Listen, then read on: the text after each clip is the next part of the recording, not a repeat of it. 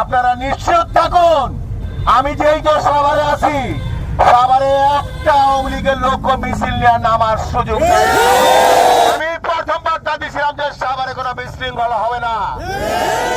সাভারকে আমরা ঠান্ডা রাখছি, শান্তিপ্রিয়, শান্তিতে রাখছি। কিন্তু এই ফ্যাসিস্ট আওয়ামী লীগ এখন নিষিদ্ধ সংগঠন।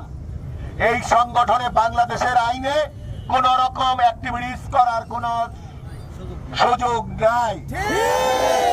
তারা আগামীকালকে একটা লকডাউনের ডাক দিছে।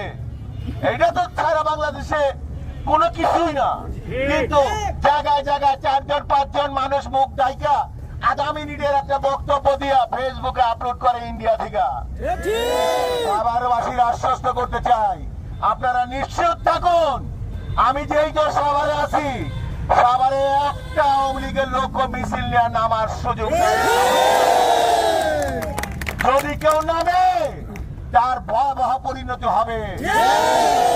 আমরা সাভার পৌরসভা বেন্তন হতে পিএডিসি পর্যন্ত আমাদের সাভারের নেতা ডাক্তার দেওয়ান মোহাম্মদ সালাউদ্দিন বাবু ভাইয়ের নির্দেশে আজকে সারা রাত এবং আগামীকাল সারাদিন আমরা পাহারায় থাকবো ইনশাআল্লাহ। একটা বিএনপি কর্মী, একটা খালেদা জিয়ার সৈনিক, একটা তারেক রহমানের সৈনিক, একটা জিয়ার আদর্শের সৈনিক, একটা ডাক্তার দেওয়ান মোহাম্মদ সালাউদ্দিন সৈনিক সাভারে থাকা অবস্থায় আওয়ামী লীগের কোন মিছিল আমরা এই সাভারের মাটিতে